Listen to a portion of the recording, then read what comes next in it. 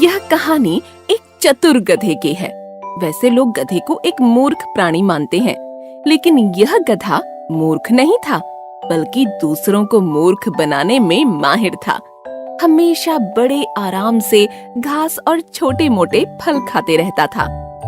उसने अपना नाम स्वयं घोषित होशियार चंद रख दिया था। छोटे मोटे पशु पक्षी उसे होशियार के नाम से ही बुलाते थे। वह अपने इलाके में किसी बाहरी जानवर को रहने नहीं देता था।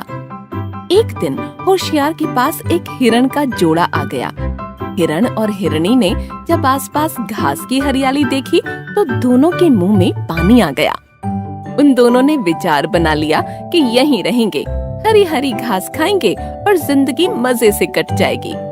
होशियार गधे की नजर हिरण और हिरनी पर पड़ी तो वह उन्हें वहाँ से हटाने के बारे में सोचने लगा। वह झट से उनके पास पहुँच गया। अरे तुम लोग यहाँ भटक कर कैसे आ गए? भैया, यहाँ की हरियाली हमें खींच लाई है। यह तो हमारे मन को बहुत ही भाई है। अरे तुम भी इस हरियाली के धोखे में आ गए। ये तो शेर सिंह का इलाका है। हरी घास के लालच में जानवर यहाँ आते हैं और शेर सिंह का शिकार बन जाते हैं। तुम दोनों को देखकर मुझे बड़ी ही दया आ रही है। यहाँ धोखे में आकर जान देने का मतलब ही क्या है? अभी तुम दोनों की उम्र ही क्या है? हाय दैया, यहाँ तो जान का खतरा है। अब हमें यहाँ नहीं रुकना चाहिए। जान है तो जहान है, हम यहाँ से चले जाएंगे। होशियार समझ गया कि अब उसकी युक्ति काम कर गई है। इतने में सचमुच किसी शेर की दहाड़ सुनाई पड़ी। हिरण हिरनी के साथ होशियार भी डर गया। हिरण और हिरनी झाड़ी में जाकर छुप गए। शेर की आहट पाते ही होशियार समझ गया कि वह तो भाग भी नहीं पाएगा और यदि कोई चतुराई नहीं दिखाई तो मामला बिगड़ जाएगा। वह आसपास छिपने के बारे में भी सोच रहा था, लेकिन सही जगह नहीं पा रहा था। उसके इतना सोचते ही शेर उसके करीब आ गया। तुम कहां से बीच में आ गए? हिरन कहां है? मुझे अभी अभी हिरन की गंध आई है। जल्दी से बताओ, मुझे बहुत भूख लगी है। शेर की बात सुनकर पहले होशियार ने सोचा कि हिरण हिरनी के बारे में बता दिया जाए, लेकिन उसी पल उसके मन में दया भी आई और उसने अपने दिमाग की बत्ती जलाई। अरे महाराज, हिरन और हिरनी यहाँ आए तो थे, लेकिन मैंने ही उन्हें भगा दिया। वो मान ही नहीं रहे थे। मेरा उनसे झगड़ा भी हुआ, हाथापाई भी हुई। यहाँ बड़ी देर तक रहे, इसलिए उनकी गंध आपको आ रही है। अच्छा, अब झटपट बताओ, वे दोनों किस तरफ गए हैं? होशियार ने तुरंत शेर को उल्टी दिशा की तरफ इशारा कर दिया। शेर भागते हुए निकल गया। हिरन और हिरनी झाड़ी से बाहर आ गए। उन्होंने होशियार का बहुत आभार माना। आपका बहुत बहुत धन्यवाद। आपने हमारी जान बचा ली। हमारे तो प्राण सूख गए थे, लेकिन आपकी युक्ति से शेर नामक बला टल गई। तो हम चलते हैं। हिरन और हिरनी चले गए। होशियार भी बड़े मजे से घास चरने लगा, लेकिन कुछ देर के बाद वही शेर फिर से आ गया। वह बड़े गुस्से में दिखाई पड़ रहा था, क्योंकि उसे कोई शिकार नहीं मिला था।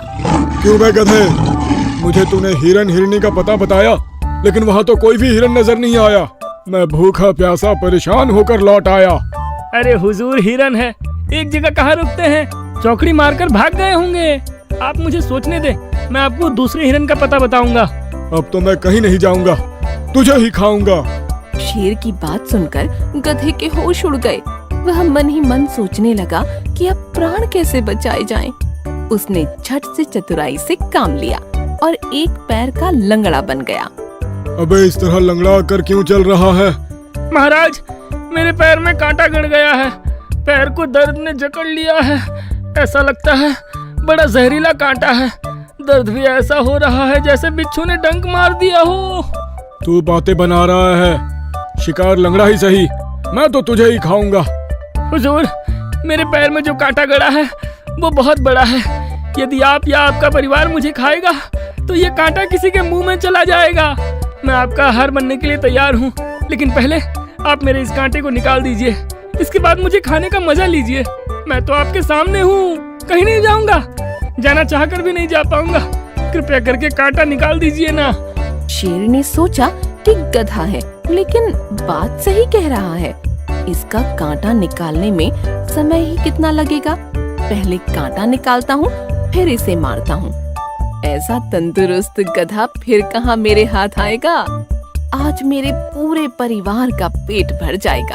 अच्छी बात है, सबसे पहले तेरा कांटा ही निकाल देता हूँ, इसके बाद तुझे अपना खाना बना लेता हूँ। हुजूर, मेरे पीछे आइए, ध्यान से कांटा निकालिए। आपके तकदीर का दरवाजा खुल गया है, बड़ा अच्छा मौका मिल गया है। क्या मतलब? मेरा मतलब आपका दिन शानदार होने जा रहा है। शेर होशियार गधे के पीछे चला गया और जैसे ही पैर की तरफ देखने लगा कि होशियार ने बड़ी होशियारी से शेर के मुंह पर ऐसी दुलत्ती मारी कि शेर को दिन में ही पूरे आकाश के तारे एक साथ नजर आने लगे। वह गिरा, उठा, फिर गिरा, फिर उठा और बेहोश हो गया। कहते हैं गधे की दुलत्ती गधा ही सह सकता है, शेर या दूसरे जानवर के बस की बात नहीं थी। शेर का जबड़ा पूरी तरह से टूट चुका था, शरीर जगह जगह फूट चुका था। इस तरह से होशियार गधे ने बड़ी चतुराई से शेर को मारकर अपनी जान बचा ली।